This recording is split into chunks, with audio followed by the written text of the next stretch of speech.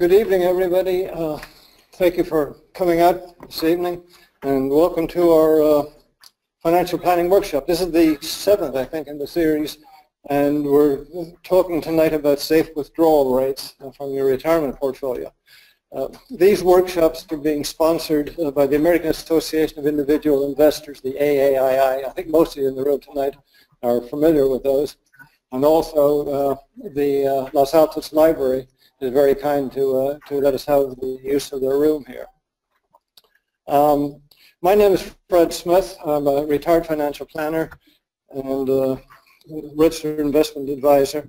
I've given you my email address here in case folks have any questions or comments or disputes or anything want to come up afterwards. Feel free to email me. And I've also given the Silicon Valley local chapter web address here with the webcast details on. By the way, welcome folks that are listening in on our webcast tonight. As I said, this is the 7th workshop. The first 4 dealt with investing, various aspects of investing, and then we had 3 on retirement planning. 2 months ago we did retirement planning in general, and then last month managing your cash flow, and then tonight's the last one on the retirement issue, where we're going to be talking about safe withdrawal rates. Next month we'll cover Social Security and also some issues pertaining to Medicare, and there have been some big changes in the last year or so on the Social Security that we need to talk about. And then the final session will be in May, I guess, and then we'll be covering estate planning. Tonight, I'm going to spend a lot of time on Bengen's 4% rule. Is everybody here familiar with Bengen, or is there anybody who's not familiar with Bengen and know what I'm talking about? Okay, so I'll go into a little bit of, well, actually quite a lot of his paper. There's a 1994 paper, I think it was, that he published that changed the financial planning world in that regard. So I'll be covering a lot of the details from that. And that's where the notion of a 4% rule came from. But you need to understand a little of the background for that, where that rule came from, because the devil's in the details, and you don't just necessarily take 4% and run with it and feel that everything's A-OK. I'm going to be also covering some variations on Bengen, because since he published this paper, there have been numerous other researchers and planners have done work on a whole bunch of different ways of looking at it, and have come up with different answers. So I'm going to be covering, not everything, because it's not possible to cover everything tonight, but I'll be covering enough of it to give you a feel for what some of the other work is in that area. I'm going to switch then to a totally different technique for checking what you should what you could possibly use for calculating how much you want to withdraw, which is based on an IRS table, a table that the IRS publishes, which is the required minimum distributions from your IRA portfolios. It's initially got, you think, very little to do with everything we're talking tonight, but there have been some work that shows that it is, in fact, a pretty decent and viable approach for anyone that wants to simplify how much, the calculations of how much they should be pulling out of their retirement portfolios. I'm going to spend some time on explaining the practical aspects of some bucket strategies, and then the final topic for tonight will be on equity glide paths. The glide path, the equity glide path, is the percentage of equity in your portfolio. Most folks would have maybe 60% equity and 40% fixed income, or whatever that ratio is. And there's been a lot of work done as to what the value of that ratio should be as you go through your life cycle. Starting off, as a young buck, in earning a good dollar for the 20, 22-year-old, whatever, that's got the whole career in front of them, through to some of us who are well into the retirement stage. And you don't necessarily want to have a fixed glide path over that transition through your life cycle. And some of the classic ways of looking at it aren't necessarily the way that everybody currently thinks of. There have been some of the research done that shows that some of the traditional way of looking at that has changed a little bit. So we'll spend some time on that. Okay, back to Bengen. Bill Bengen is a financial planner. He's currently retired. I think he was in Southern California, Orange County or somewhere. And in, I think it was 1994, he published a paper where he looked at historical data all the way, from the Ibbotson data from 1926 up to what, for him at that time, was the latest data available in 1992. And he made some generalizations from the data that he collected there. What he was looking at really was what happens if you take a portfolio with common stocks and also he used intermediate treasuries, and that over the time period in question, the common stock return was in the region of 10.3% annual growth rate. That was over that's almost a 70-year time span. And the treasuries had a 5.1% growth rate. And over that time period, inflation averaged out at about 3% per annum. The detailed numbers, frankly, don't make a whole lot of difference. They don't change the conclusions a whole lot. But if you take a portfolio of 60% stocks and 40% bonds with the annual growth rates that I've just given you, you would come up with an average return of 8.2% per annum. And then the real return, after you subtract out inflation, would then be 5.2%. So the question comes, well, geez, I should be able to pull 5% per annum out of my retirement portfolio, and that should be just fine. The answer is not necessarily. I'm going to look at why it might not be just fine. So that's the question. I mean, on the surface, you would think anything below 5.2 should give you a good result, and beware if you go above it. But there are other issues to look at. So what we're going to do is try an experiment on paper. We're going to assume that you start off on the 1st of January 1980 with a $1 million retirement portfolio, and we're going to invest 60% of it in the stock index, actually in the S&P 500, and 40% of it in intermediate bonds. We're going to rebalance annually, and then we're going to see what happens as you try doing some withdrawal. One reason why I picked 1980 as the starting point is that I can use some index funds that give me good solid data back to that point, so it's easy to get the data I need to run this experiment. So we're going to withdraw initially 4% per annum from the portfolios that were initiated in January 1980, and then we're going to withdraw the same amount every January the 1st, except that we're going to bump it up by inflation by 3% each year, a little higher for the withdrawal. And we're going to look and see how long would the portfolio last under those conditions. And that's with the 4% withdrawal rate. And then we're going to repeat the experiment using various other portfolio or withdrawal rates, and again look and see how that affects the size of the portfolio at the end of the period. So as I said, we're starting with the S&P 500 index. I've picked the Vanguard VFI index because it's one of the old standbys. There's plenty of good solid data easily available on it.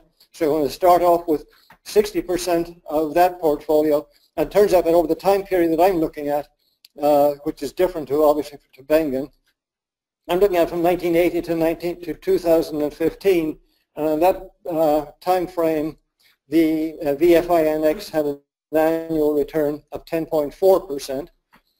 The 5-year treasuries are going to make up the other 40% of the bond portfolio, and over the same time frame, they have a return of 5.9%. So a very, very simple diversified portfolio, a 60-40 diversified portfolio, would give you a 9.0% annual return. And if you subtract out the inflation rate, that gives you 6.0% real return after inflation. Yes, sir? I'm doing all of this free and clear of taxes. I'm not worrying about taxes at this point. Yes, in the real life, you could, in fact, repeat this whole thing including the taxes. For the point that I want to make, which you'll see in a few minutes, a few later slides, you'll see that the taxes really don't make any difference. So I'm not factoring in taxes at all here. You can figure, maybe perhaps think of it as being in an IRA portfolio or something like that, where you're not taxed on a year-to-year basis. But I am, for the record, I am ignoring taxes at this point. If you make no withdrawals at all from the portfolio, just as a reference, over the time frame that I'm talking about, the $1 million would grow to $22 million. So the 9% per annum growth rate is a significant growth rate. It's a nice return, and over those 36 years, gives you a good bump on your $1 million initial investment or the initial portfolio. So if we look at how the S&P 500 performed over the years, starting in 1980.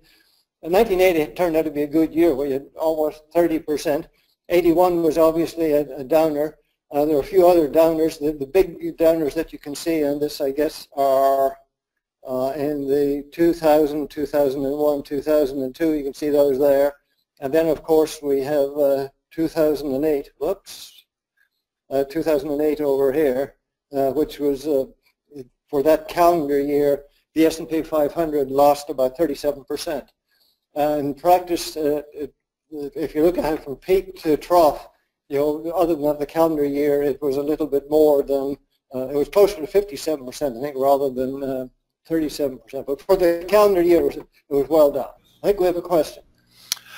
Yes. Some of the numbers you gave were current 15 years ago. What are the numbers now, given that we're facing a lower return type of scenario, or that's what most financial advisors are projecting? The question relates, I guess, to the Bengen numbers that I gave earlier, and the comment was that they were current as of the mid-1990s. If say was closer to 20, the questioner said 15 years ago, I think it's closer to 20 years ago. Yes, those numbers were from the latest year, I guess, was 1992 that Bengen used, because that was the latest year available to him. There was still 66 years worth of data from 1926. If you looked at the numbers current through this year, they might have changed very slightly, but not enough to affect the takeaway and the points that we're going to make as we work through this. Yeah, there will be slightly different, and I will be discussing some more recent numbers as we go into this. And for example, on the numbers I'm talking about here, on our little experiment, I'm using 1980 through 2015, and those are the actual numbers for that 36-year time period. As I was saying, for the VFI NX, 2008 shows up here, obviously as the worst year. But most of the years were pretty positive, and some pretty decent results, over 30% per annum for some years. Looking at the same data for the 5-year treasuries, boy, back in 1980, in the early 80s, it's a long time ago since most of us remember 10% plus for treasuries, but it really did happen back then. It's been dropping off ever since. And we're currently looking at, down in the 1, 2, 3% per annum, very, very low. But there are no negative years here, which is the big advantage of the treasuries. When you do a 60-40 mix for the portfolio, the total return looks like this. 1981, that negative has actually been wiped out, because you remember the treasury for that year was up around 10 or 12%, so it canceled out the downswing against the S&P 500, but the down years for 2000, 2001, 2002 are still there. Not as bad, but they're still there. And 2008 is obviously still there as well. It's now dropped from 37% negative to just over 20% negative. But apart from those 4 years, the total portfolio did actually fairly nicely. So if we look at withdrawing 4% per annum from that portfolio, with those yearly returns, and we're building up the portfolio, and we're pulling out 4% starting initially with the $40,000, and then dumping it up by 3% each year thereafter. What happens to the portfolio? And we can see that with 4%, that's this green line here, the portfolio just takes off like a bandit and is going gangbusters, and the 4 doesn't even flinch with 4%. So you wonder, why was Bengen picking on a number like that? It seems to be, that we could do way, way better. The next line, the purpley colored line, is with 6%, and again it keeps increasing. The blue line is 8%, pulling initially 8% per annum out. And with the blue line, we get about the 35, 36 years from it. It just, the portfolio is depleted just at the end of the time period that we're looking at. But you could have pulled, if it started at 1980, you could have pulled 8% per annum out for the first year and added 3% per annum for inflation for each subsequent year, and still had a finite, albeit tiny, portfolio left at the end of 35 years. If you push your luck to 10%, obviously the portfolio collapses after about 20 years. So that's what the value of the portfolio looks like under those various withdrawal rates, and you wonder why Bengen picked the 4% number. So that was starting in 1980, and you remember for the first few years in 1980, or all the way through to almost 2000, for the first 20 years with a couple of, with I guess 1 or 2 very minor exceptions, they were all good years. It was a very strong time for the market overall. And that would have been a really favorable time to have retired. Anybody who retired on the 1st of January 1980 really had it made. What happens if you look at a less favorable year to retire? What happens, if the market runs into a little bit of a problem, a little bit of a hiccup, just as you're retiring? So what we're going to do to evaluate that scenario is take the same set of data from 1980 to 2015, except we're going to start the retirement at year 2000, the 1st of January 2000, then do the 15 years after that, and then add on to the end of that the years we dropped off from 1980 to 1999. So it's the same returns, except we've sliced it in the middle and moved the year 2000 to the front end of it to see what happens if we get into a starting point that's less favorable. So for the total portfolio, now this is again the mix that I'm showing you here, the 60% equity and the 40% 5-year treasuries. You can see that 2000, 2001, 2002, those are the down years, are now the leading years on the first 3 years on our retirement withdrawals, and that's not a good place to start.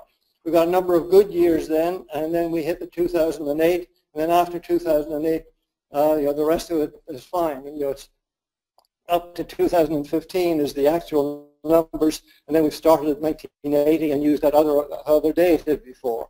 So what that does actually is give us the same 9% per annum over the full 36-year period, but the returns are coming in a different order. And it would give us the same $22 million at the end of the period if we didn't withdraw anything from the portfolio during that time. But if we do make withdrawals, boy, has the world changed. If you start off with the 4%, let's look at the blue one here first. That's the 4%. Remember, on the favorable conditions, the 4% went off to the off to the sky real early. But here, it's running out after about it looks like about 32 years. It's run out.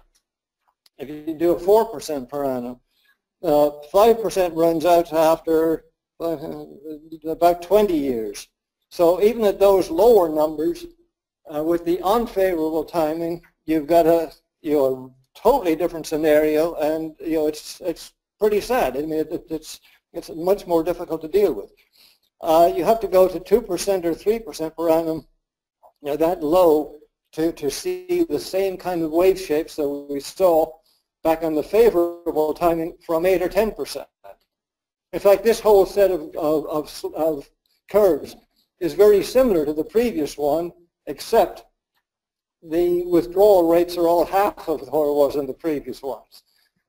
The shapes are very similar, but here you can suddenly see what Bengen was talking about, that under unfavorable conditions, 4% can be a challenge. And the only thing we've changed is the order in which we're looking at the returns from the various years. Any questions so far?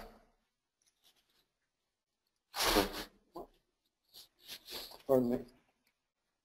So what we see here is that we have to look at what actually happens year by year, not looking just at the averages, just saying it's 9% per annum, less 3% per annum for inflation with a 6% per annum real return doesn't tell you nearly enough about how your portfolio is going to behave. You have to know, the detailed year by year sequence of returns, and you have to take into account what the industry calls the sequence of return risk.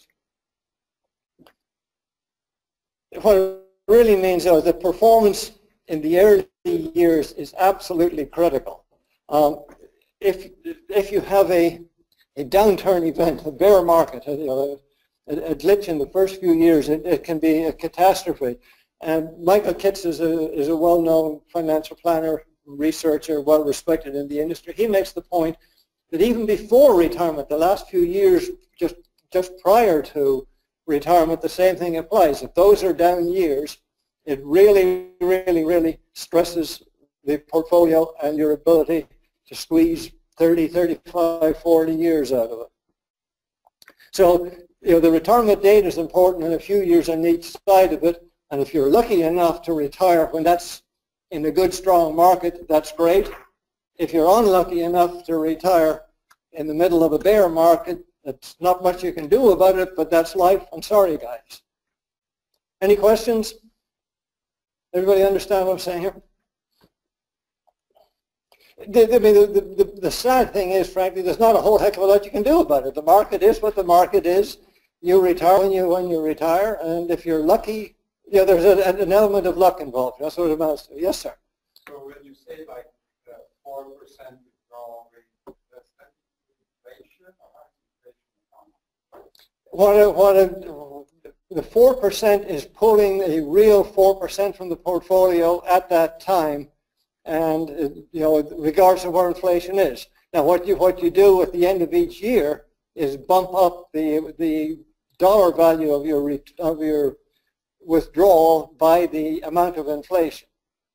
And in the Bengen experiment and in the one I've just been through, we've assumed that that's 3% per annum, which is a good average number, but some of the other researchers have plugged in the actual inflation year by year by year. It's 4% plus inflation? No, sir. Starting off, if you have $1 million portfolio, 4% of that is $40,000. You pull that out the first year. The second year, you pull out $40,000 plus an extra 3%. It's 1.03 times 40,000, whatever that works out. And you bump it up by that 3% each year, and it's just slowly ramping up, regardless of what the market's doing and regardless of what inflation's doing. If it's ramping up, if it's ramping down. Well, the amount the 40,000 that you're pulling out under the Bengen model is ramping up, period. Regardless of what the market's doing. That's one of the things we're going to be talking about a little bit later. For $1 million portfolio, you start with the $40,000 for the first year. The second year, it's 40,000 multiplied by 1.03. For the next year, it's that same value multiplied by 1.03 again. It's slowly incrementing up. And your total portfolio may be headed down into the cellar. And one of the things that Bengen was looking at is, what rate can you start with and have the historical data show that you can probably get away with it without it going into the cellar. So we're going to be discussing his results now in a minute. Any other questions?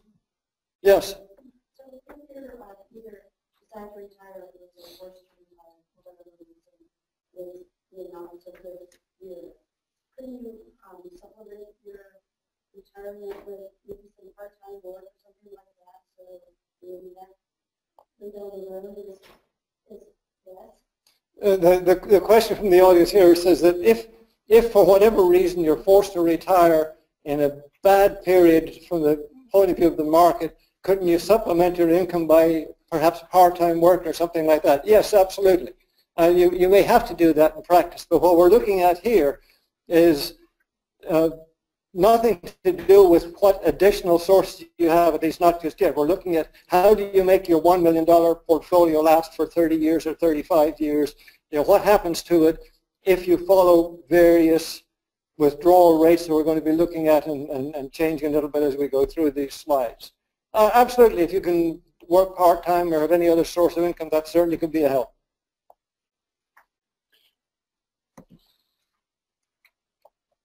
Okay, so let's look at the details of Bengen. What Bengen actually said, we said he looked at the data from 1926 through 1992. This paper was written in early 1994, I think, so he didn't even have the 1993 data available. He happened to use a 50-50 portfolio split between common stocks and intermediate treasuries, and he rebalanced every year.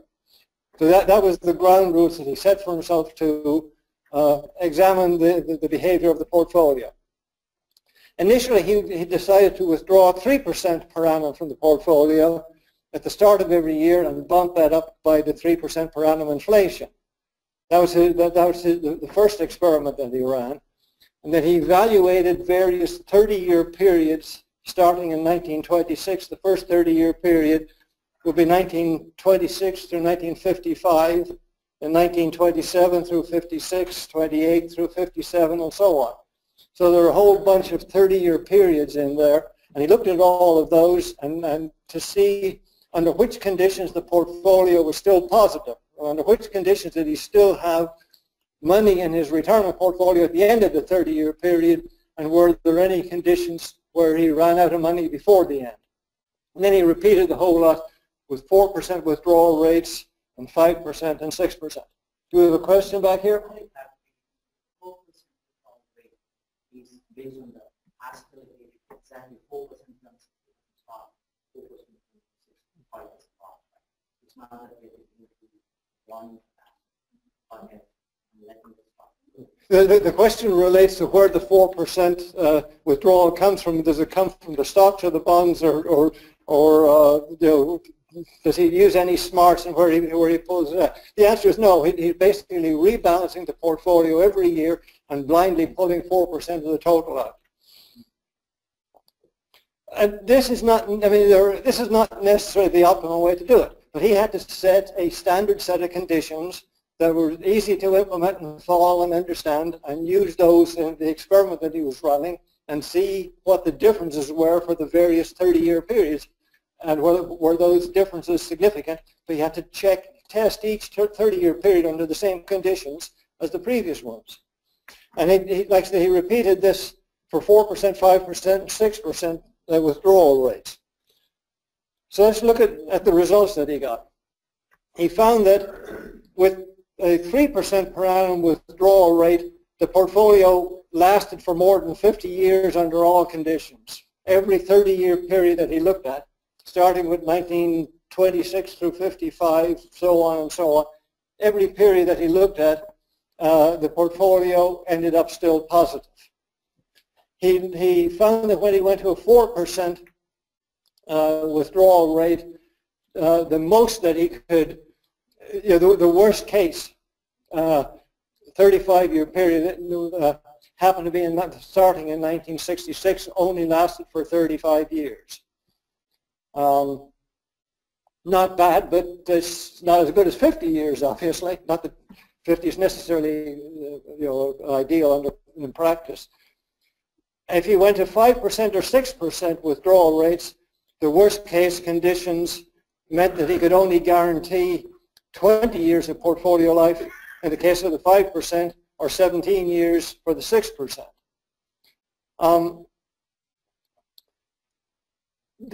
That's obviously not good, but that applies only to those poor, unfortunate folks who happen to start their 30-year period at the wrong time. And the wrong times, I've listed the worst 8 or 10 years. The early 60s were particular, the late 60s were a particularly bad time to start retirement. The worst years in the order in which he ranked were 1966, 65, 68, 69, so on. It's interesting that the first Depression year, 1937, is well into the sequence, 1939 and 40. So the worst years were actually the late 60s. The reason for that is not necessarily because those were the worst returns for those years. It turns out that inflation was high in those years as well, so it was the worst combination to try to survive. You had a fairly low return and high inflation, and using Bengen's rules, that was a killer, and that's what caused the 5% portfolio, the 5% withdrawal portfolio to run out in 20 years, at the 6% under worst case conditions to run out in 17 years. I wanted you to understand all of this because if you just take Bengen's 4% rule at its face value without understanding some of the fine print, you can get into a mess of trouble. You need to understand this. We have a question from the web. Yes. When you talk about withdrawing 4% from a portfolio, I'm assuming that this is from savings, mutual funds, etc., and that does not include Social Security, because once you file for Social Security, what you get is based on that project, that income. Is that correct? So you're talking about just withdrawals from your savings. The question relates to where these withdrawals are coming from. Are they just coming from the savings, the retirement portfolio, or are we assuming any income from Social Security or any other source? I am talking just about a retirement portfolio here that I've arbitrarily hypothesized starts at $1 million even, just for the sake of simplicity, and every penny that I'm talking about being withdrawn comes from that portfolio, and whatever its balance is over the years as it grows from the returns and shrinks from the withdrawals. Okay, so the late 60s was a bad time to retire for folks that were unfortunate enough to hit that spot, but there are other times, if you happen to be lucky enough and avoid those bad years, chances are you did just great. The folks who started at better times probably ended up with a higher portfolio at the end than they started with. Those just happen to be the worst years and if the withdrawal rate was in the region of 5% or 6%, would have gone negative on you, where you would have run out of money. So to sum up Bengen's 4% rule, you're putting a little more detail behind it. What he really said at the end of the day, at the end of his paper, and the paper is very readable. I've given you the reference to it, in one of the last slides here. If anybody wants to dig it up and go through it, it's only, I think it's half a dozen pages long. What he said at the end of it basically is that if you set up a portfolio with anywhere from 50% to 75% in equities, he did some experiments with different ratios and found that it wasn't particularly sensitive to that. So if you have a portfolio with anywhere from 50 to 75% in equities and the balance in intermediate treasuries, 5-year treasuries or something like that, you withdraw 4% the first year, you increase that by inflation for subsequent years, most of the portfolios are going to do just fine. Most of the portfolios will last for 50 years or longer. However, if you happen to hit one of the wrong spots, be unfortunate enough to be in the wrong place at the wrong time, the worst case performance for that portfolio was 35 years. So he basically said that based on data from 1926 going forward, based on that historical data, if you stuck with your 50 to 75% equities, the 4% withdrawal rate, the bumping it up for inflation each year that historically you could be pretty sure of getting at least 35 years. I think we have a question over here. Oh, okay, no, okay. Are there any questions? Okay. So that's what the details behind Bengen are all about. You need to understand those. It's not just a blind, oh, 4% is fine, let's run with it. Bengen published his paper way back 1994, I think I said it was. Since then, a whole bunch of folks have looked at it and come up with tweaks and variations to it, including Bengen himself. In 2004, Bengen published a follow-up paper, and he said, if you add small cap stocks to the mix, and he gave the ratio that I've given you here, then you can bump the rate up to 4.5% instead of 4%. Small caps historically have yielded a little bit higher than large cap stocks over the long haul. They're a bit more volatile, and they're not necessarily better all around, but looking at a long-term return, they do yield a little bit more. And Bengen figured you could squeeze an extra 0.5% from the data if you included them in the mix. He also had a paper that he published in 2012, and I think he probably got a little paranoid about what happened in the early 2000s and in 2008, because he basically said, he didn't put numbers on this, it's just an informal rule. He said that if you run into the case where your current withdrawal rate at any point in the 30-year period, if your current withdrawal rate exceeds your initial rate by more than 25%, you should probably consider preemptive action. Now, I assume that what he meant by that is that if you ever get to the point where you're pulling out more than your initial rate times 1.25, you should probably cut back a little bit. Consider maybe not adjusting for inflation for the next year or two or whatever. He didn't spell any of that out. I think he just put this in as a warning because he saw what happened in those admittedly gut-wrenching years.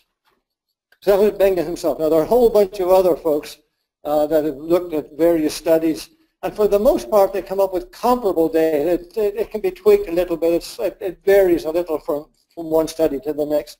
There's a well-known study in 1998 called the Trinity Study. I think it came out of the University of Texas, if I remember rightly. And they did very similar to what Bengen did. They used long-term high-grade corporate bonds instead of treasuries. And again, they used the Ibbotson data from 1926. In their case, they were able to go up to 1995 because they were doing this study a couple of years later. And they calculated the portfolio success rate a little differently. Bengen, as I said, looked at the worst case year. Which one year was the worst of all the whole 30-year periods he looked at in terms of the worst hit in starting. What the Trinity study does is look at the number of occasions in which the portfolio successfully still had a positive value at the end, and how many were failures where you ran out of money before the 30-year period was over. And in the Trinity study, they used 75% stocks and 25% bonds, and they actually put in the CPI numbers to adjust for inflation. And their results were that if you started with a 3% withdrawal rate, your portfolio success rate was 100%. All portfolios in all time frames ended up with a positive value, and that was just great.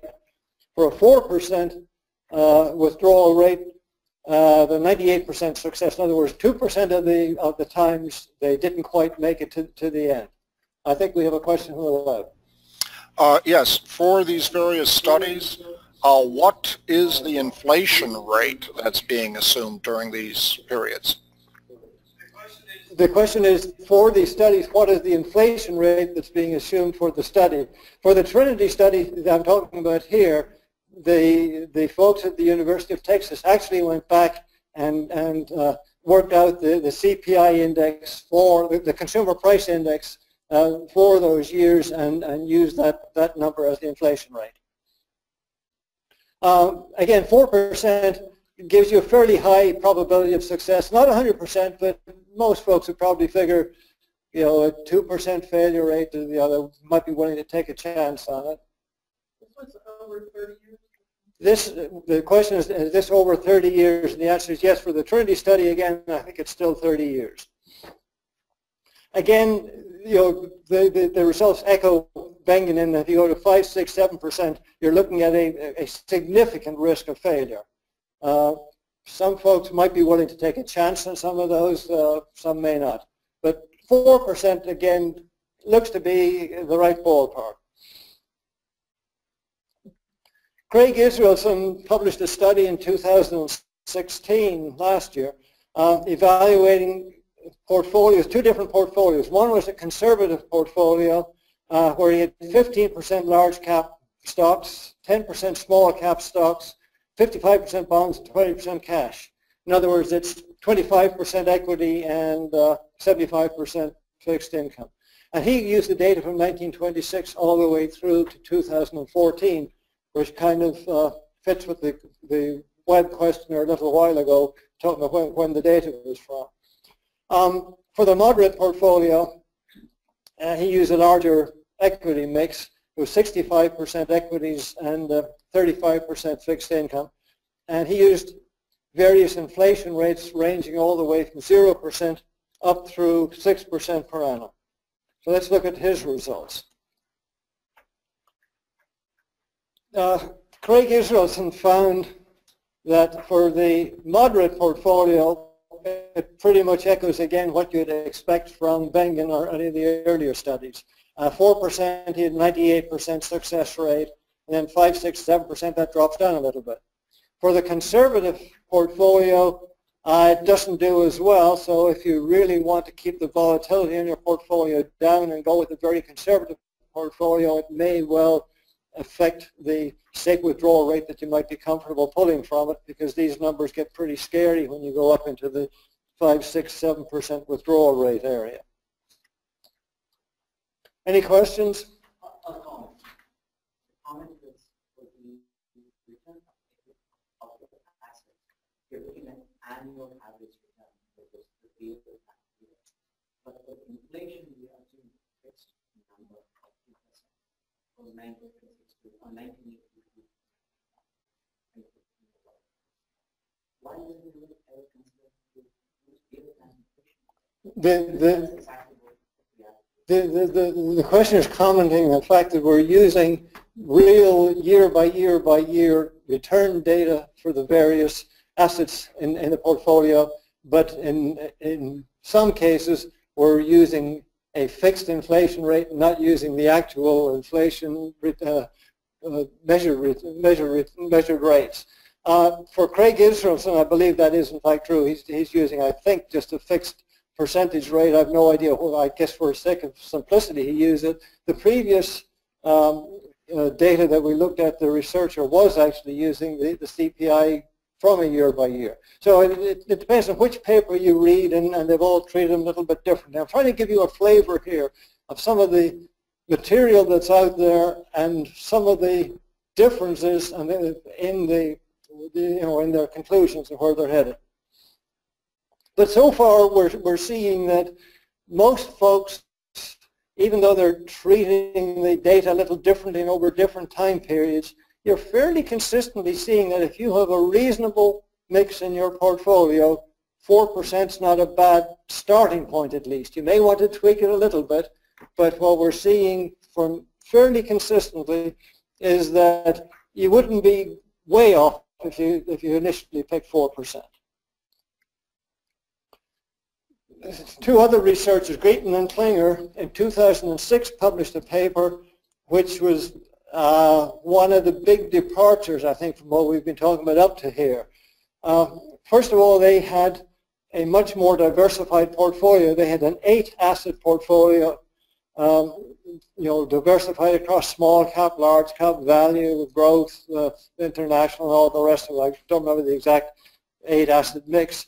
And they also looked at a 40-year longevity time period. They said 30 years isn't enough. Somebody that's retiring at 60 or 65 wants to know a little beyond the 30 years that Bengen used, and that number, we're all living a little longer, as time moves on. They initially concluded that you could bump the 4% or 4% number way up significantly, but there were rules that they put in place to allow you to do this. And the first rule they put in place was they call their portfolio management rule, which they gave the specific rules for where you would pull your withdrawal each year, which is kind of addressing one of the questions that we got from the audience here a minute ago.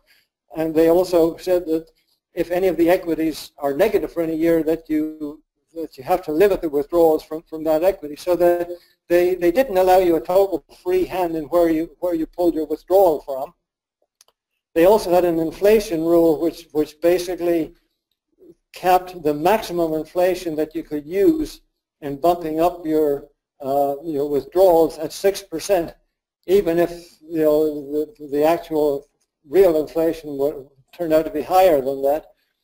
And they set up guardrails that they call their capital preservation and their prosperity rules, which were guardrails at a plus 20% and minus 20% around the initial rate. And they basically said if you go above the upper guard band, then you can adjust your withdrawal up a little bit, or if you drop below the lower guard band, you have to adjust for that as well. So if you're prepared to make these changes, and it gets a lot more complicated than the initial Bengen type rules, then they figured that you could start with an initial rate anywhere from 5.2% up to 6.2%. But there are a number of costs. One of the costs, obviously, is, like I said, there's the complexity that you have to deal with in following the rules that they have here. And the other cost is you may have to bump your withdrawal rate down. If you start at 5 or 6% and you go along just great for a couple of years, then you hit a bad patch, you have to be prepared to take that rate down for those years, and it's not easy if you get used to one standard of living and one set of income every year to bump that down. And that's the price you have to pay if you want to go with their level of the calculation. Now, I've given you I think a reference to their paper at the back end if anybody wants to read it in more details. Yes, sir. I assume that these studies, the assumption is that there is no capital loss from the fixed income portion of the portfolio. The question relates to the fixed income portion of the portfolio, and the assumption is that there was no capital loss from that fixed income portion. I think that's a true statement. A lot of the research is done using the treasuries, short-term or intermediate treasuries, and that certainly would be the case there. The folks that went with the long-term bonds may have had some problems, and I'm not sure how they dealt with that. That said, anybody have any idea how significant a capital loss would be from the fixed income portion of the studies? Question relates to the capital loss from the fixed income portion of the studies. Does anybody have any idea how significant that might be? I have no idea what they might have run. In the case of the Gayton and Klinger that we're looking at here, they had 8 assets in their portfolio. I don't know the specifics of what the fixed income portion of that was, whether they had 2 or 3 different bonds perhaps in there. Maybe they even had high yield bonds. I don't have a clue. But yeah, there could well be some capital losses built into that side of the mix, and you need to get into the details of what they had in their portfolio. I don't have the information here. We could look it up, I guess, in the paper. It probably tells. Michael Kitts, as I mentioned before, a well-respected researcher, in 2015 he put out a suggestion which I think is probably one of the more practical ones for the bunch of stuff that we've looked at so far. he's saying that if you take Bengen's 4% rule, most people are going to wind up with way higher portfolio value at the end of the 30, 35, 40 years than at the beginning, because very few people will have started off under worst case conditions. Most people would start off under more normal conditions, whatever that means, or even optimum conditions. And in practice, there'll be a lot of portfolios that could be 2x, 4x, 5x, 10x times the initial portfolio that just gets passed on to the heirs when you might have used it for yourself had you known that it was going to be available. So what Kitces has suggested is that you may want to consider starting with a conservative rule, say 4% or even more conservative, 3% if you wanted to, and under certain conditions you can ratchet that up. If you get through the first few years of the sequence of return risk without any major problems, and as you work your way along the path, you can start worrying less about the bad things that might happen because you don't have as many years ahead that you have to deal with, and you might want to keep an eye on your portfolio during that time. And if at any point, Kitts' suggestion is that if at any point the balance of the portfolio ever gets to be more than 50% above the original value, at that point you should think about ratcheting your withdrawal rate up an extra 10%. You give yourself a little bonus of 10%, as it were, above the normal cost of living inflation increase that you would have done over the years.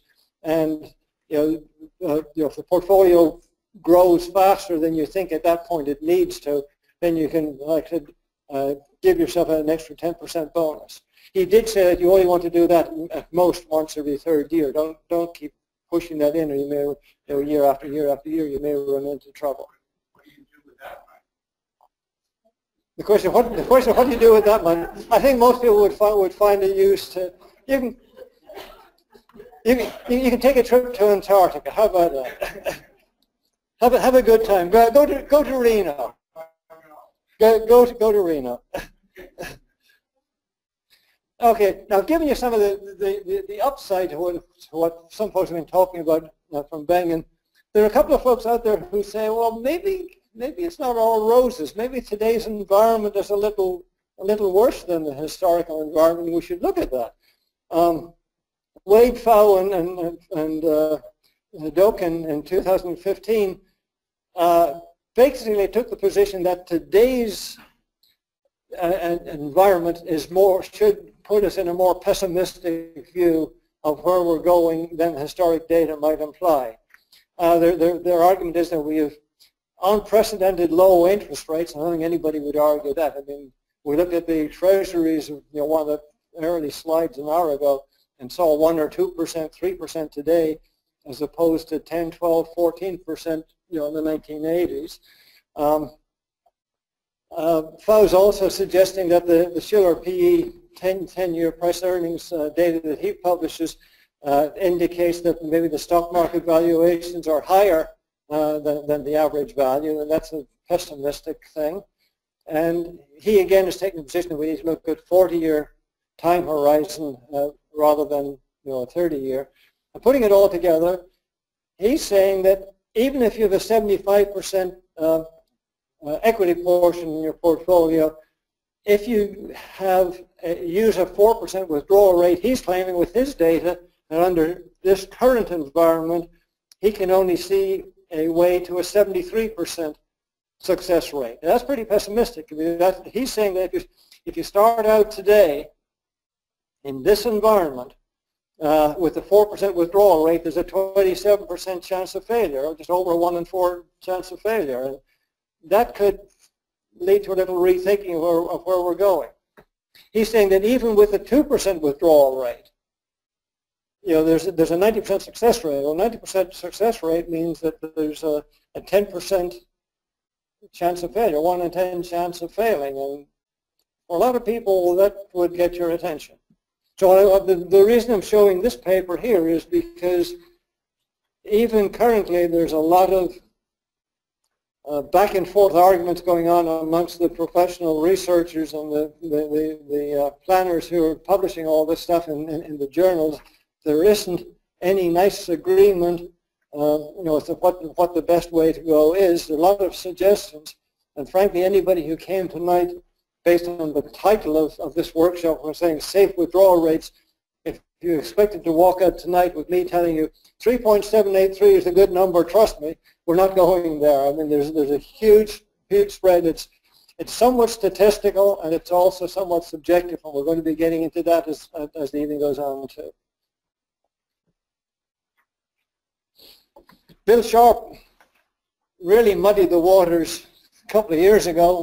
He said, any retirement portfolio, if you're going to withdraw from it, the amount you withdraw should depend only on two things. How much money do you have in the account, and how long do you expect to need to make it last?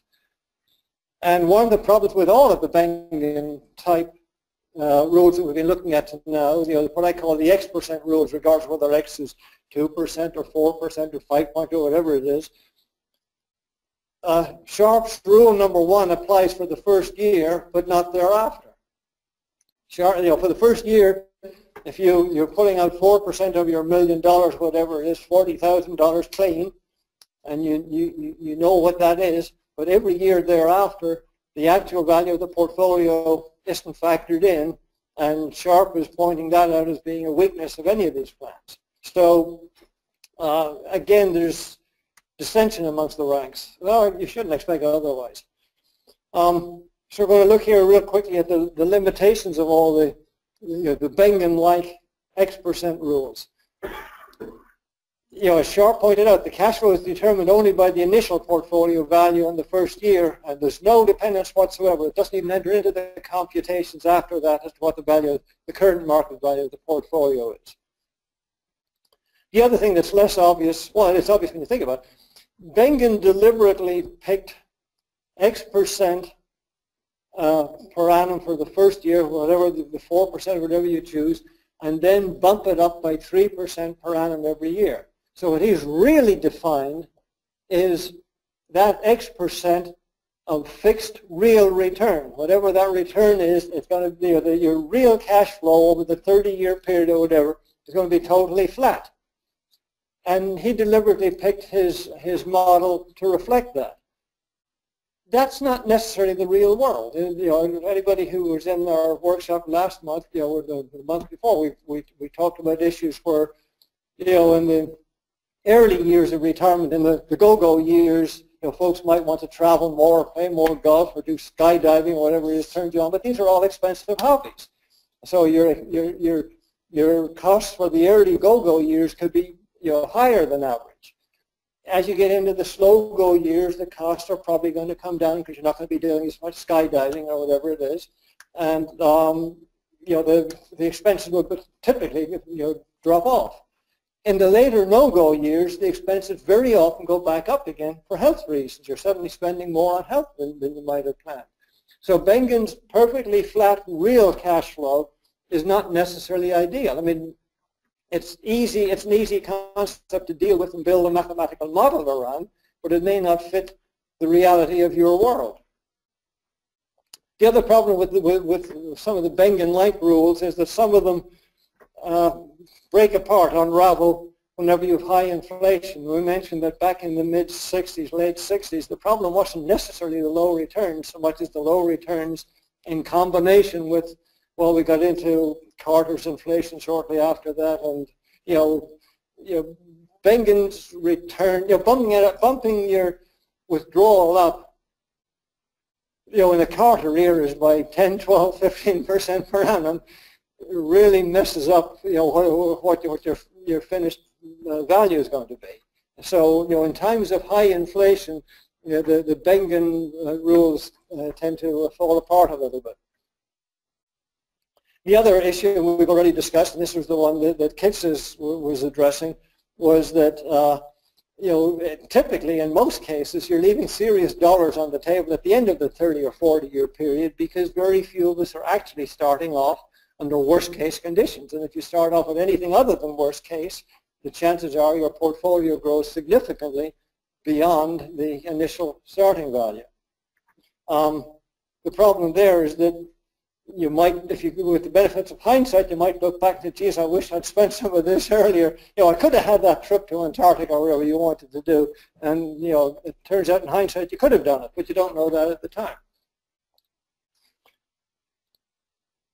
Okay, so that brings us to the end of a section on Bengen. And before I leave Bengen and all of those other things, are there any wrap-up issues that need to be resolved on that? Is everybody happy with what they've gotten so far and understand now what Bengen's 4% really means?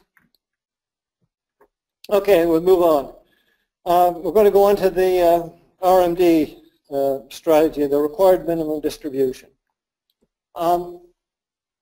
I pointed out, I'm not sure if it was last month or the previous month, that the IRS requires you to pull a certain amount of money out of your retirement accounts once you reach age 70 and a half. And they've published a number of tables, but the one in particular that most of us use is Table 3, which defines the percentage that you have to pull out for each age. It changes year by year by year as you grow a year older. It gives you the percent that you have to pull out from your retirement accounts. And the big issue from the IRS perspective is pay taxes on it. That's why they need you to do this. And back in 2012, Sun and Webb figured, hey, that's a nice thought. Let's see how well that would work if we use that table to pull the assets out of our, you know, to withdraw the assets from our retirement portfolio. How would that work? The advantages of doing this way, number one, it's really easy to follow. You just go to the table every year and say, okay, age 70 I do this, age 71 it's this percent, and you just pull it out. It turns out when you look at the data in detail, it's fairly conservative. It's a fairly safe way to go, and you know, that's kind of useful. It does not drive the asset allocation in your portfolio. You can still, you know, set up your portfolio whatever way you want, and you don't have to try and have X percent of fixed income that you need dividends or you need interest or whatever coming off it. And you can do that whatever way you want on a long-term basis, and it responds to the current market value. You know, unlike the Bengen rules, you're taking X percent of the current market value each year. Disadvantages are that the withdrawal amount, the dollar amount, is going to be variable. It's going to be all over the place. The percentage goes up each year, you know, from the IRS table, but the portfolio value is bouncing around all over the place depending on the returns in the market. So the dollars you're putting out each year will be all over the place, and they may or may not match with what you need for the go-go, slow-go, and no-go years. Yes, with a question.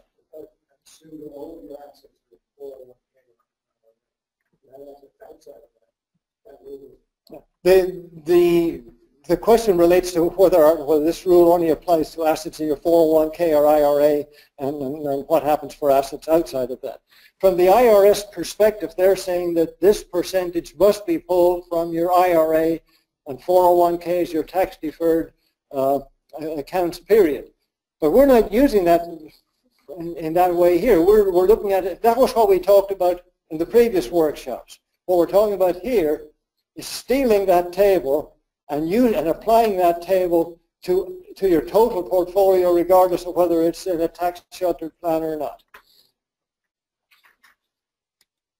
Okay, what I'm showing you here is the actual Table 3 from the IRS. If you can't read it from the back of the room, don't worry, it's in your handout. You can go to the IRS website to get the numbers if you want. But very, very simply, it's saying that for age 70, this is done for a married couple, and they're doing joint life, so that the 27 years of life remaining at age 70 is pretty generous, but it's on a joint basis. But what they're saying, however they arrive at it, is that at age 70 you have to pull 3.6% out.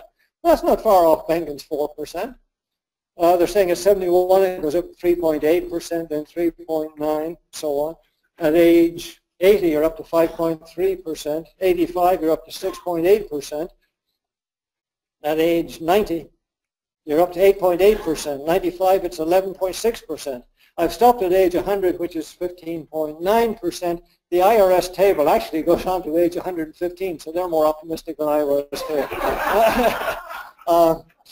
I just didn't want the fine print to get any smaller here, so I arbitrarily cut it off at age 100. But for those of us who are interested in what happens beyond age 100, it's in the table. Okay, so let's compare the R&D approach to Bengen. What I've shown here are the actual withdrawals. Bengen is the red dotted line, and that's this one here. And Bengen, again, we're talking about a $1 million portfolio, just for the sake of argument and round numbers. Bengen starts at $40,000, and it goes up with the 3% per annum each year, and winds up, at 30 years later at almost $100,000. Whoops. The R&D, on the other hand, starts out at the 3.8%, 3.6, 3.8%, whatever it was we said. It's a tad lower, and then the percentage goes up each year. And in this is under favorable conditions.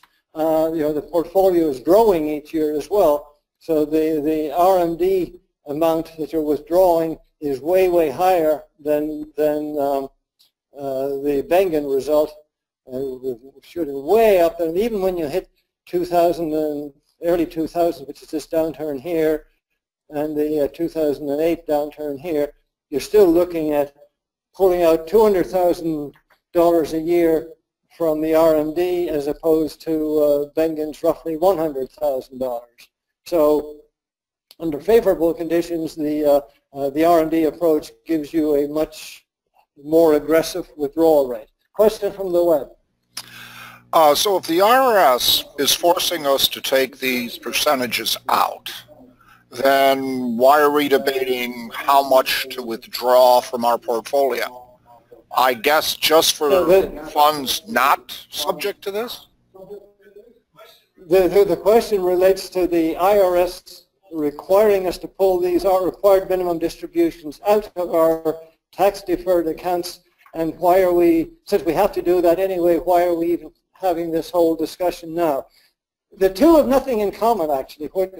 The IRS is requiring you to pull the R&D out every year after you reach age 70 and a half. You must pull it out of your tax-advantaged portfolios, and you must pay taxes on it. It does not mean that you have to spend it. You can invest that in any taxable portfolio that you want. You can put it back into you can buy an annuity with it. You can do whatever you want. So just because you have to withdraw it from a tax-sheltered plan doesn't mean that you have to go out and spend it. Okay, so what I'm saying is that under favorable conditions, the R&D gives you a much more aggressive withdrawal rate than Bengen does. And let's look at the portfolio. What happens to the portfolio under those conditions? The Bengen portfolio, since you're pulling out a lower withdrawal rate, the Bengen portfolio climbs higher in spite of the downturns that we're seeing here. And the Bengen portfolio over this particular time frame, under favorable conditions, you started with $1 million, you end up with $8 million. Not at all unusual. That's the kind of thing that happens under favorable conditions. But with the R&D, the blue line, you are pulling out a more aggressive withdrawal each year, and the bottom line is you end up with a portfolio that's actually very comparable to the starting portfolio. Roughly $1 million starting, roughly $1 million at the end after you've pulled out the more aggressive withdrawals. Part of what we're looking at here is what do you want? I'm not saying either of these is right or wrong or good or bad. It's all somewhat subjective. Part of the question is how much, if anything, do you want to leave for the next generation? How much of it do you want to spend yourself now? I won't quite say how selfish are you, because frankly, I've told my son that I'm going to spend his inheritance here, and he's going to get nothing. But that's a personal thing. It's totally subjective. Yes? On the blue line, are you assuming that taking you pay the taxes, you spend a lot of money, rather than putting it back into the above and beyond of the purchase? The question relates on the blue line for the R&D. When we're taking the money out, do we am I assuming that we're spending the taxes on it, and what do we do with it afterwards? Then I don't have any tax computation whatever in this. The only thing I'm doing with the blue line is saying that each year I pull the R&D amount out, and this is what the actual R&D amount is that we're pulling out each year. And if you'll be paying some of that on taxes. You can take the rest of it to Reno. You can do whatever you want with it. You can reinvest it. But I'm just saying it's coming out of the portfolio, and what happens to it afterwards doesn't enter into the computation. So when you pull it out, then that's what the portfolio looks like. What's the difference between the two favorable conditions? Okay, if we go back to the experiment that we ran 20 or 30 slides ago, I defined favorable conditions as being the sequence of returns you get from a portfolio that's 60% stocks as represented by the S&P 500, the actual Vanguard VFINX fund, and 40% treasuries, starting in 1980. And from 1980 all the way through to 2015. I call those favorable conditions because it turns out that the first 20 years of that, there was only one downturn, I think, in that whole 20-year period. It was a fairly strong period for that portfolio, and anybody that was fortunate enough to retire on the 1st of January 1980 got the benefit of that strong market performance for 20 years. What's the previous one? The one before that? No, what I'm showing here, okay. Both called the same way. No. I think I understand what the confusion. What we're looking at here are the withdrawals. This slide, R&D and Bengen withdrawals. The second slide under the same favorable conditions is the portfolio value. There are two slides for the favorable conditions, and I'm now going to show you 2 slides for the unfavorable conditions. And the unfavorable conditions I've defined as starting your withdrawals in the year 2000, because you run right into the jaws of that bear market. You get a couple of okay years, and then you run into the 2008 fiasco. So that's the unfavorable conditions period. It's the same total returns for the 36-year period, but we're just looking at them in a different sequence. Under the unfavorable conditions, if you happen to retire on the 1st of January 2000, under Bengen, you would again be taking 4% of your $1 million portfolio, which is the $40,000. And this is the same curve as before because Bengen doesn't change at all with the portfolio value. So the withdrawals just keep ratcheting up with the inflation. But with the RMD, it's very different result here. The RMD, you start off with the 3.6% of the $1 million, which is slightly less than Bengen. But then the portfolio is going down, and even though the percentage for withdrawal from the RMD is going up a little each year, the portfolio dropping down overrides everything for the first, all the way through to the first 15 years. It's only after 15 years that the RMD, that the portfolio, that the positive returns finally kick in, and the portfolio starts to recover, and therefore the RMD withdrawals from that portfolio at this point overtake Bengen, and for the later years you do wind up a little bit ahead. Not a whole lot, but roughly 125,000 as opposed to Bengen's 100,000. That's for the withdrawals. Yes, sir, question?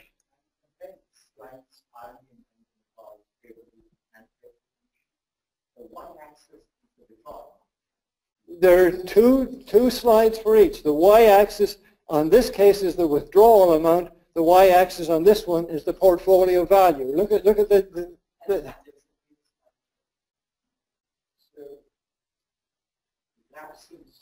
different, it should be the same. The graph is the same for Bengen on both of them. The scale is different, which is what I think makes the, this is the Bengen line going from 40,000 up to, Bengen goes from 40,000 here up to roughly 100,000 here on this one, and on this one, it looks a little different because the scale is different, but again, it's going from $40,000 up to about $100,000.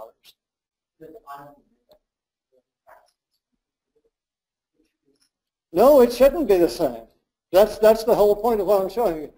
For Bengen, it doesn't make a lot of difference. The withdrawal rate stays the same.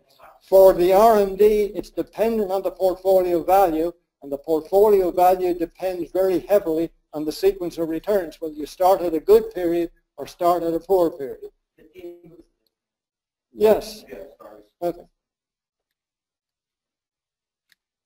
Okay, so under unfavorable conditions, the withdrawals for the RMD wind up a little bit above Bengen, but not a whole lot. And then if we look at the portfolio values for the two of them, Bengen started off, they both started off at $1 million.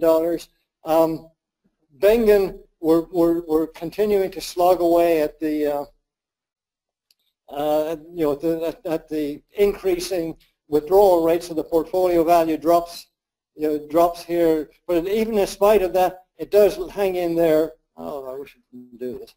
It does hang in there all the way for the 30 years, albeit only barely. But that's what we said. Under worst case conditions, Bengen survives the 30 years, but only just. That's kind of how he defined it. That's where the 4% came from. But under these unfavorable conditions, with the RMD method, we're pulling less out for the withdrawal, so the portfolio value is actually slightly higher under these unfavorable times.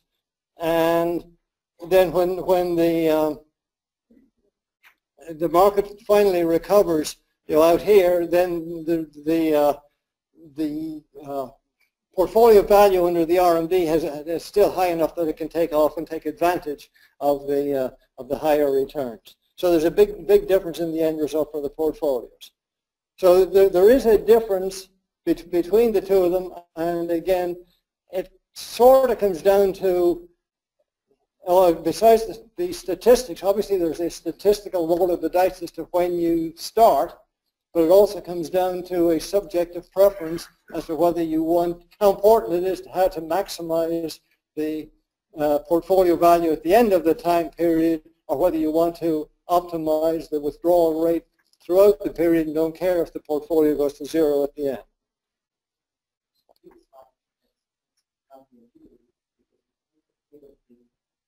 Baseline RMD is 2.6, and then for most of the years it's way above 4%. Yes. It increases every year, yes. Right. So you expect most Hamilton, only question? No. Complete the question and I'll repeat it. I'm sorry, I shouldn't have interrupted you. So the baseline RMD is 2.9%, and that goes higher than the other method. So I coming to that under those conditions that the RMD is still keeping a high portfolio, that is something that is not. The question relates to the RMD method as to why under unfavorable conditions it still seems to be yielding a higher portfolio value. That shows up if you look at the withdrawals under unfavorable conditions. Under the RMD method, the withdrawals from the portfolio are actually less than Bengen, and so therefore you're hurting the portfolio less and the portfolio value is higher. Does that make sense? Okay. Moving right along. That takes care of the RMD unless other folks have any other questions on the RMD method. Okay, we're going to look at buckets. Oh, there are other methods. I mean, you will find at the end of this set of slides, I think there's 3 pages of further reading if you want to get into. You will find methods to do anything you want in there, and there is no right or wrong answer.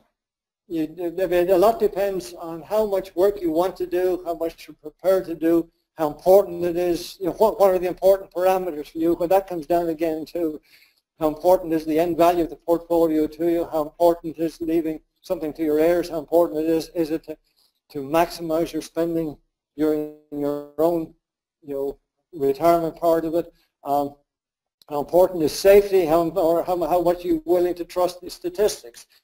And these are all built into the various researches in those papers, and I'm just giving you a flavor here. It would take a week to do the whole thing.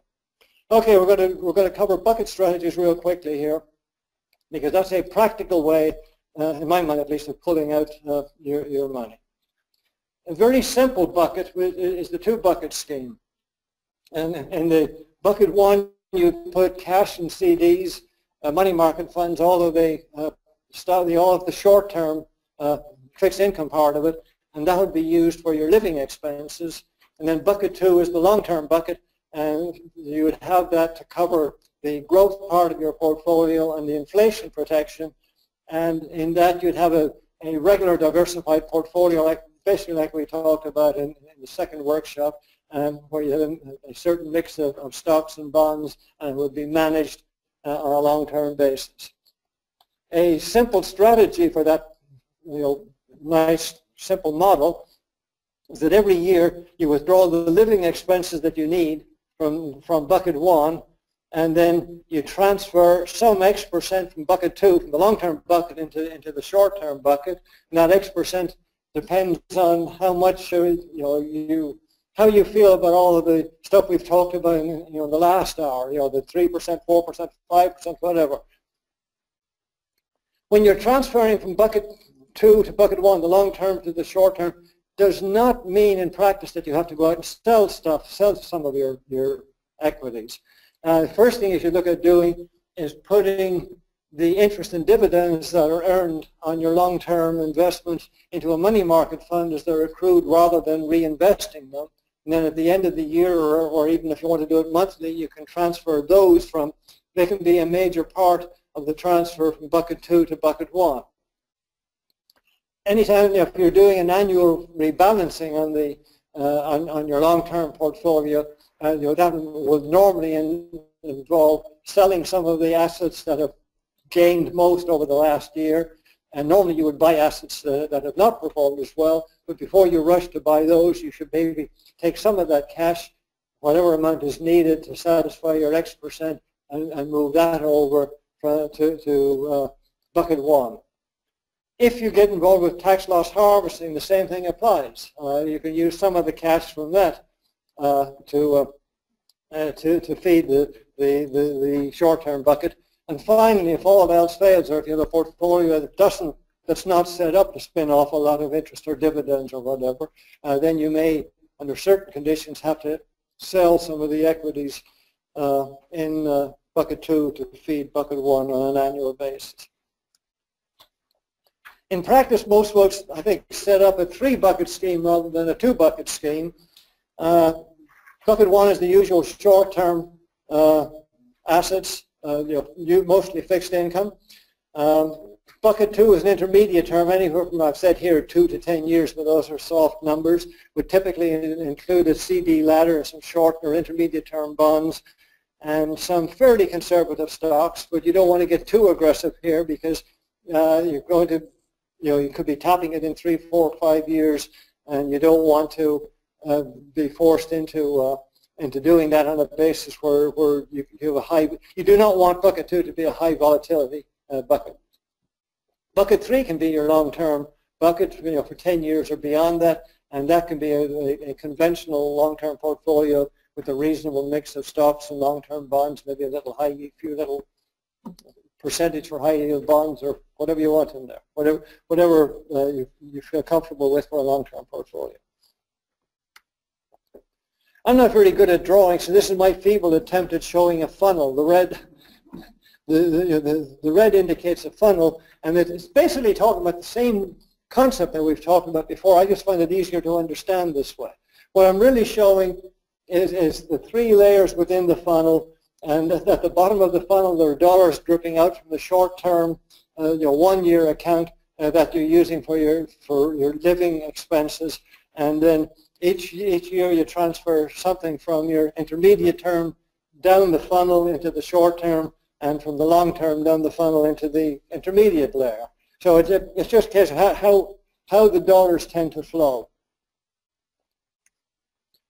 If you're using a constant percentage strategy, the typical kind of approach is really just a mechanical one. You might want to, for example, every year pick 3 or 4%, 5%, whatever the number is based on the previous hour that we've been talking about it, transfer that from bucket 3 to bucket 2, from the long-term bucket to the intermediate-term bucket. If bucket 2 is in fact a 5-year bucket, then you might want to transfer 20%, 1/5 of that 1 year's worth every year into the bucket 1, into the short-term bucket, and then have bucket 1 feed on a month-by-month basis the dollars that you need for your living expenses. Advantage of doing all of this, besides the fact that it can be done mechanically and doesn't take a lot of soul searching or a lot of computer work to figure it out, it's easy to implement. And you usually will not need to sell stuff in bucket 3 in a down market, but occasionally, if you have a long run, like for example, the 3 years around 2000, early 2000s, you might find a situation where occasionally you would have to sell some stuff in bucket 3 in a down market. Easiest way to set up the bucket strategy, you need to first of all figure what paycheck you need on a month-to-month basis. That's, you need to do a budget and figure out your living expenses. Subtract out whatever you're getting for Social Security or any other pension, or any annuity or whatever, and whatever the shortfall is, that's what you need to get from this portfolio. You want to select a bucket management strategy like we've just talked about, or any variation of it that you're comfortable with. And pick a sustainable withdrawal rate. And by there, again, going back to the 4% as the starting point, you may want to tweak it down a little. If you're really conservative, you may feel confident enough to tweak it up a little bit, but if you depart too much from that, you need to be aware that you're heading into the weeds a little bit, to be careful. You obviously need to implement the plan. You create the buckets and fund them. I'm a big proponent for documenting it. If it's not written down, it never happened. And when next year comes to do the transfer from bucket 3 to 2 and 2 to 1 and so on, if you haven't written down what the plan is, you're going to be free thinking it each time. And the plan needs to be written down. It doesn't need to be a thesis on it. Half a paragraph, half a page will do it. But write down what the goals are. And I strongly suggest that you monitor it on an annual basis, just to make sure that you're still on target. Yes? What is the benefit of bucket 2 if the transfer percentages are the same every year? The question is, what is the benefit of bucket 2 if the transfer percentages are the same every year? The real purpose of bucket 2, I guess, is to form a buffer between the long term and the short term. It makes it very clear that the stuff that's in bucket 3 can really be managed for the long term, and that any volatility, any variability in that portfolio filtered a little bit before it gets down to the day-to-day living expenses by having the 5-year bucket in the middle, which averages out what's coming down from bucket 3.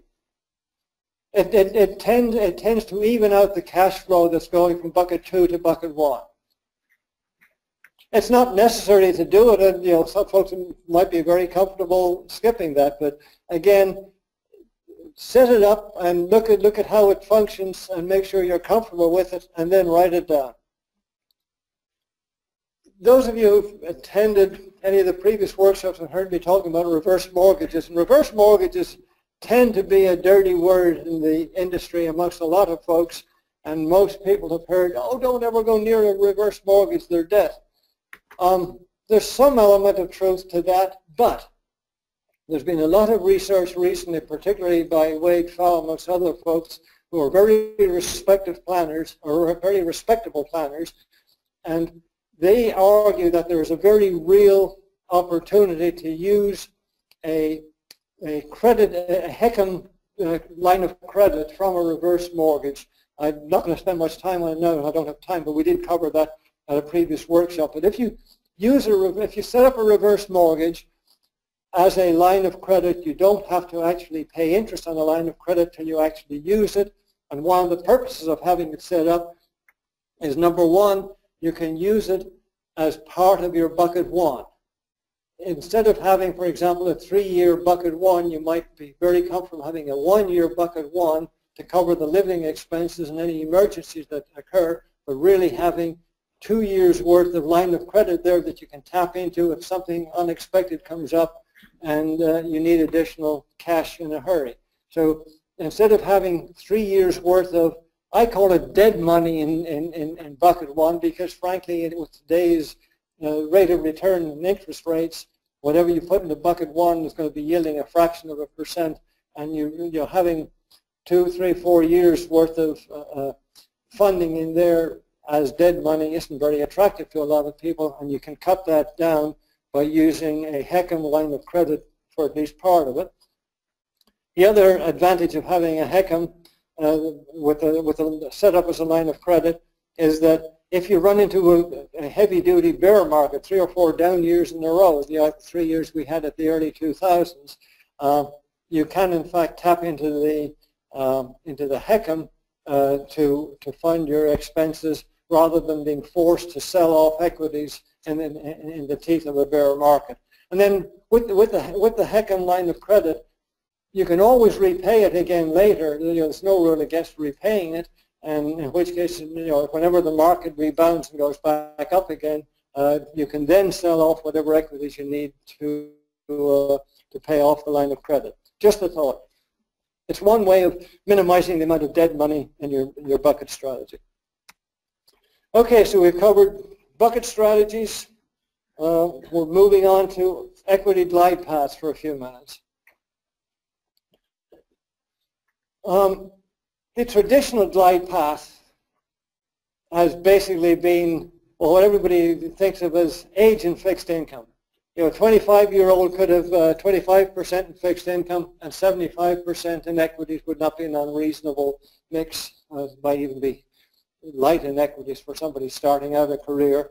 But then, somebody that's 65 might have only 35% in equities. Depends again on how conservative you are. And you got to go back to your investment policy statement and your PIP, your personal investor profile, to figure out what the actual values should be for these. But these are just guidelines, and folks just use the age and fixed income as a starting point. Obviously, with this, the amount of equities, the equity glide path starts high and slowly but surely declines with time, all the way to 0 at around age 100, where folks would say that you don't want any equities in the later part of life, or very little equities in the later part of life, and that some folks would argue that at that point it should mostly be in fixed income. Again, it depends on what the goal is for the use of that money when you're gone. Are we trying to leave a decent inheritance for the next generation, or is that not even part of it? It's subjective. But anyway, the traditional glide path has been decreasing with age. Yes, question from the line. Some of these numbers seem way off. We have one person in their early 50s, and they've been advised by numerous professionals to have 75 to 80% in stocks. Question from the web is, some of these numbers seem way off. I assume we're talking about the numbers on the equity glide path here, that somebody in his 50s was told that he should have significantly higher 70 or 80% in stocks. As I said, these are typical traditional values. Some folks will want to be a lot more aggressive. Some people, these are fairly conservative. I wouldn't argue against somebody in his 50s having 80% in stocks. One of the variations of this age and fixed income is actually to, instead of taking your equity portion as being 100 minus your age. Some folks take 120 minus your age to give you the equity portion, which would make the equity percentage here 20% higher than what these numbers are showing. So I would not argue against a professional that argues that these numbers should be higher. It depends. The only good answer that any financial planner will give, it depends, and it depends on who you are and what you want to do with the money, how comfortable you are with it. Right. Question? Also, the 4% withdrawal rate assumes a pretty high percentage of equity, 75%. So how that guide the question says that the 4% withdrawal rate assumes a 75% equity, and how does that jibe with these numbers? I got some of the things assume a pretty high percentage of equity. The 4% number, everything we've talked about on the Bengen slides earlier, where you're talking about 3%, 4%, 5%, are based on an assumption that your portfolio has some asset allocation. Bengen's early work was 50-50 in equity and fixed income. Some of the other ones were 60-40 and different variations for it. All of that was for later parts in life, I guess, for the retirement part. What I'm showing here are the equity glide paths for folks starting out in a career where they're 20 or 25 years old, and those folks are going to have way, way higher percentage of equities than you get, for example, in the Bengen studies.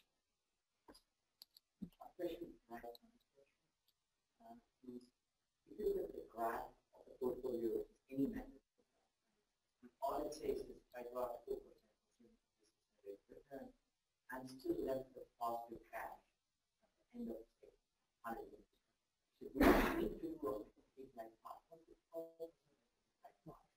the question really comes, what's the purpose of the equity glide path?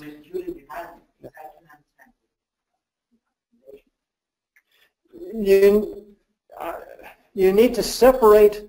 I should have put a brick wall between the Bengen discussion and the equity glide path. Maybe not a brick wall, but some sort of a fence. What we're talking about on the glide path is really discussing research that's been done that's looking at the longevity of portfolios under various conditions without varying the percentage withdrawal rate. The work that I've seen on it, it starts off looking at the traditional glide path that I have here. And the traditional glide path, you can argue whether somebody at 65 should have 35% in equities or whether it should be 55% or whatever. But most folks would say it shouldn't be 95, and it probably shouldn't be 5 or 15. It's somewhere in that range. And the traditional glide path says that as people get older, their ability to tolerate risk decreases, and that's why the equity portion traditionally has been decreased with time. One of the things we're going to get into in a minute are folks that dispute that argument, and I'll discuss that in a minute. We have another question from the web. Earlier, you seem to equate line of credit with reverse mortgage. Not the same thing. I can see having a line of credit, but not a reverse mortgage. Would you care to comment on that? The question is whether I care to comment on the relationship between a line of credit and what I said about a HECM. I discussed a reverse mortgage, a HECM line of credit, but the questioner points out that you can certainly have a line of credit other than than using a reverse mortgage. That's a true statement, certainly if you're working and have an income. For folks who are retired and can't point to a check coming in every month and an ability to pay off a line of credit if you use it, a reverse mortgage may be the only way of getting a line of credit. It turns out that a reverse mortgage in practice is an effective way to get a useful line of credit, and it's your choice whether or not you pay it off afterwards. You don't have to, which is the reason why they'll give it to you. That it's secured by the equity in your house. Question here. I'm wondering about the advantage of taking a line of credit from investments or from a house. The question relates to the pros and cons of taking of borrowing against either an investment portfolio or from a house. Any of these will work. If you're borrowing from your investment portfolio, it's assuming that you have an adequate portfolio there, and you can take margin loans against it, and you will presumably have to pay off the interest on it, as you pay down the loan.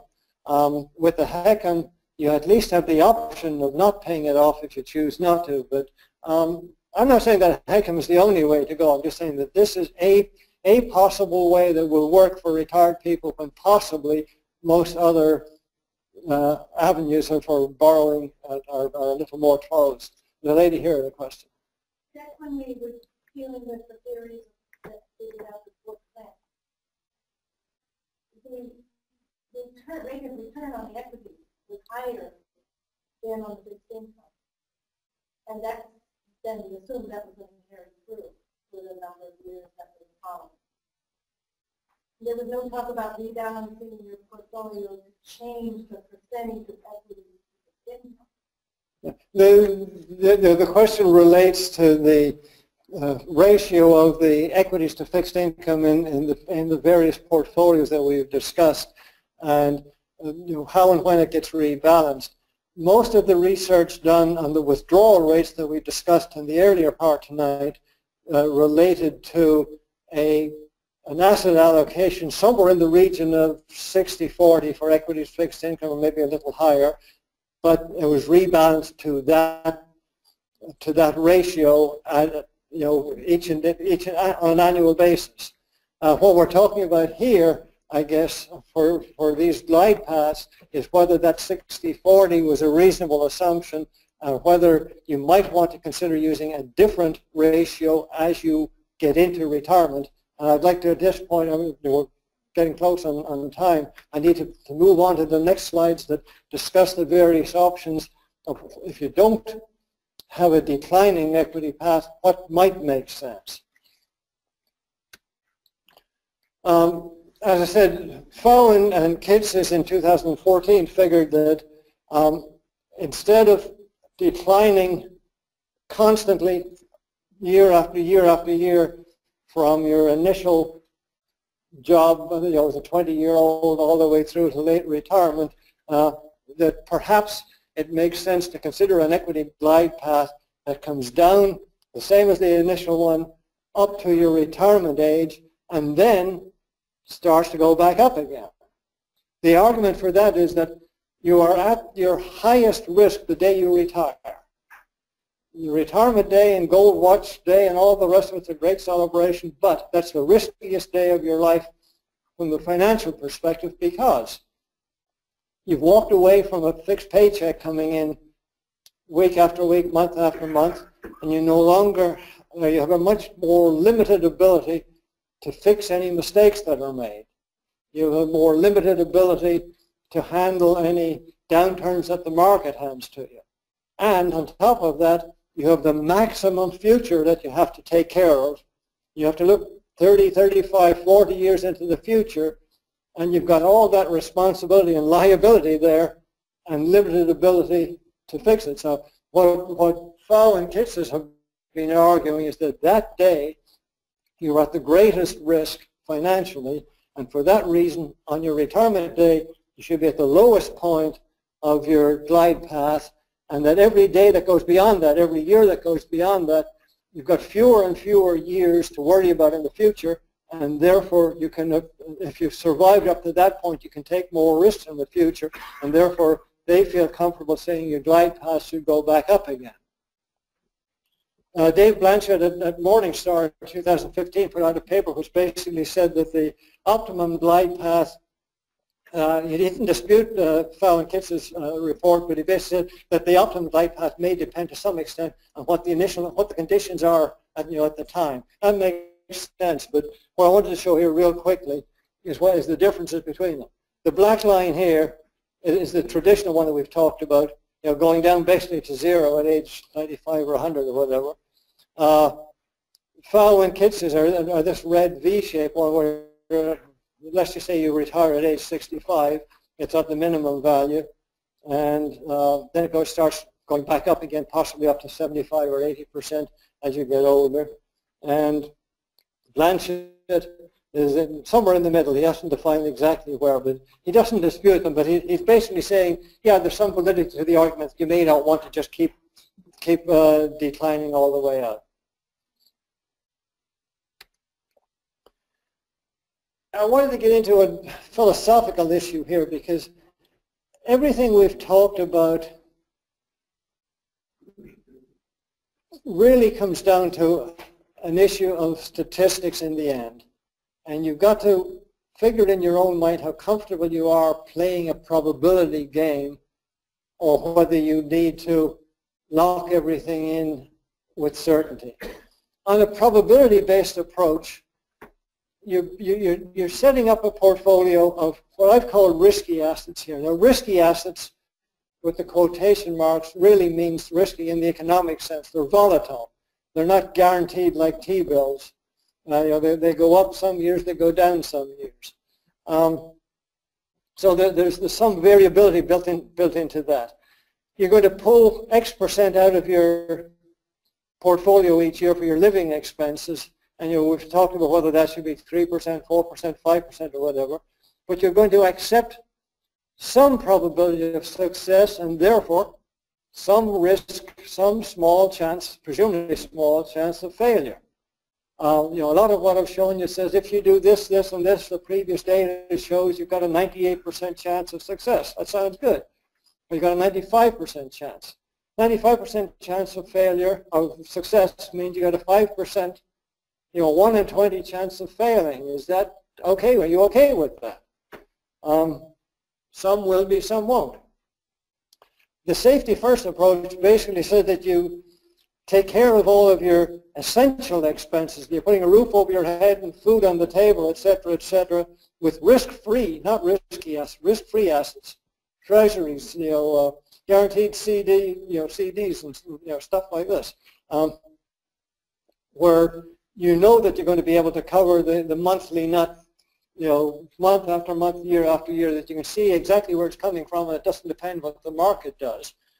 The problem with doing this, of course, is that you get a lower return from this, and you're probably going to be to the detriment of the final portfolio value when at the end, because you're not going to have higher return. We have a question from the web. How about a modified COLA increase to their withdrawal percentage as opposed to a fixed percentage? So you're using CPI. And also some limits on how much you can withdraw max, withdraw min, so that when the market fluctuates and so on, you're kind of protected. The question says, how about a modified cost of living increase, CPI adjusted withdrawal rate, and possibly putting some limits on the max or the min as the market goes up and down so that you're protected. I referred this back to the slide on Geaton way back. I don't remember the slide number, but that's pretty close to what he was looking at for that. And it can be made to work, but it gets to be more complicated, and for a lot of folks, it may suit and it may not. For folks that are interested in it, it's not unreasonable to try it that way.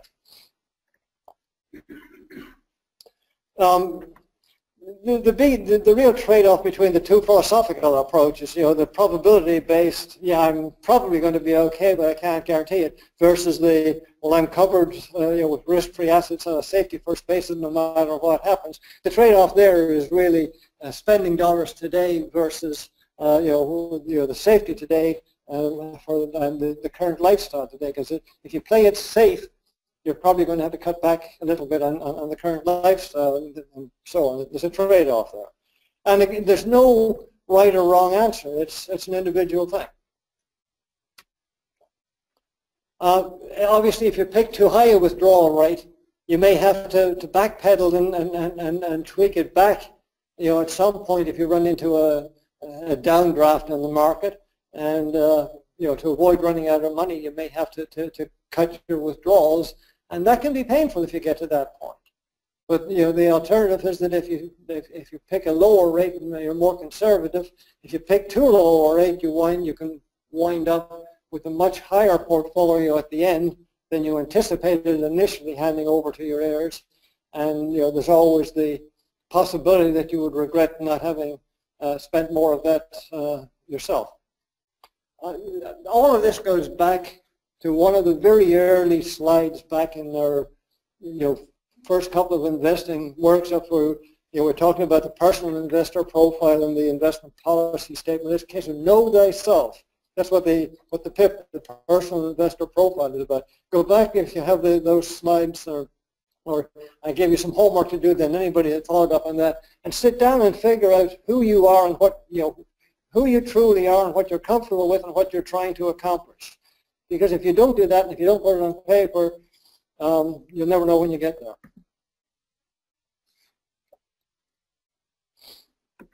Parting thoughts. I love this first one. I should have put there is no rule. I should have put that in large, large, large neon letters.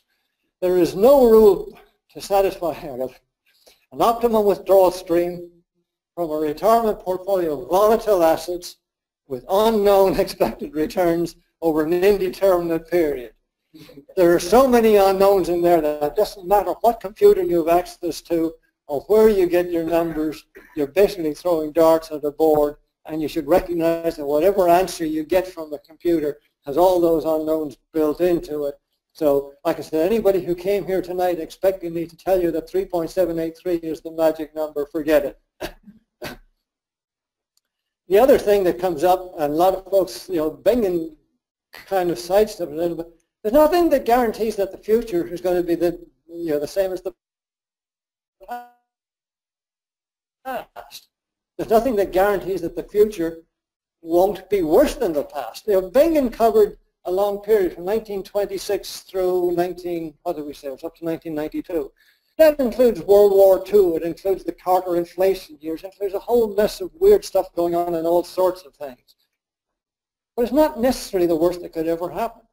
We don't know. I mean, Bingen's assumption was that over that 66-year period or whatever, there's enough in there that the probability is that the future wouldn't be any worse, that there's nothing going to occur in the future that we haven't seen in the past. And he's probably right, but now we're back to probabilities and statistics again, and there's no guarantee. Safe withdrawal rates means exactly that, safe as far as we can tell. And we can't see the future. So that's why I kind of like Michael Kitz's approach of starting conservative initially, picking a conservative approach, and as you work into it, if you see your portfolio growing a little faster than the worst case, in other words, if you find out a few years into it that, boy, I looked at it, I started at a good time where it wasn't a disaster, you can start giving yourself a little bonus from time to time and adjust it upwards. But it's a lot easier to do that than it is to aim too high initially and have to frantically backpedal if you run into a downdraft. One of the things I've talked about before, and again, there's a lot of research going into it these days, and it's not nearly as bad a name as a lot of folks have heard, are annuities. The annuities have always had a very bad name of being sold by a salesman to people that are gullible and etc. I mean, it's like the encyclopedia saves folks of old. And there's a lot of that happening. There's a lot of high commission annuities out there, and you want to avoid those like the plague. I'm not talking about that. However, there are some reputable annuity providers, and in the case of a longevity annuity in particular, and I talked about this a couple of months ago, you can sell the, you can make a payment to an insurance company so that they will absorb the risk, the longevity risk. You don't know on an individual basis, if your age, what the data should, the actuarial data I think shows for 65-year-old, the expected lifespan for a male is roughly 20 years. So you don't know if you're going to live to 85 as on average, or whether you make it that far, or whether you live to 95, 100, or 105. So it's very difficult at 65 to plan for an unknown period in the future on an individual basis. But the insurance company knows exactly to the third decimal place what the average is, and they're prepared to pay that law of high numbers game, and they can calculate how much you would have to pay them to absorb that risk for you. And it's a very viable financial proposition if you can find a good insurance company that you may want to consider saying, I'll give you X number of dollars, give you 20% of my total portfolio today, well, whatever the numbers are. If you take your $100 million, if you take your $1 million portfolio and give give an insurance company something in the region of $100,000 or something like that, you can buy an annuity starting at age 80 or 85 that could be where the income is way, way higher than the initial value you gave them. I talked about this in detail a couple of months ago, so anybody wants to check into that, I suggest going there and digging up those. Or it's on the web as well for anybody that doesn't have the handouts. Bottom line is, in spite of all the bad names against annuities, I believe they do have a practical place in at least some financial plans. Stay flexible and review your plan on a regular basis. In summary, we talked about Bengen and the variations, we talked about the R&D buckets, and we talked about the equity glide paths. This is the wrap up on our retirement planning. So next month we're going to be going into Social Security, some of the claiming strategies, and some of those are pretty complicated. A lot of them have been wiped out except for a lucky few. And the lucky few we'll talk about next month are the lucky few are defined basically by the Bipartisan Budget Act of 2015. I'm amazed that Congress managed to get together enough of both sides of the House to pass anything. I'm a little skeptical about that, but they did come up with the Bipartisan Budget Act of 2015, and that has a big impact on your Social Security claiming strategy, so we'll discuss that. We'll also discuss the myths and reality of Medicare. Medicare can be fairly complicated, but we'll go into that. Giving you some homework here for anybody who wants to do it. Check your retirement plan. Check how well you've actually done on the, how did the markets, behave just before, just after your actual retirement, if you are in fact retired. Has your withdrawal rate stood up to it, and so on. Further reading, I've given you 3 pages worth of reading material here. I'm not saying that you need to do this because I've covered a lot of stuff, an amalgamation of this, but for anybody that wants to dig into it more, just be aware there's an unlimited supply of articles out there. Anything written by Pfau or Kitces, I'm very comfortable with. They're smart guys. You may want to go and check on Bengen's original paper. You can dig that up. Dave Blanchard is another one that makes a lot of sense. So I would have no problems recommending their work. It's giving you websites, and of course, the mandatory cartoon. Leroy has a certain lifestyle he wants to maintain. Any final wrap-up questions? Okay, thank you, folks.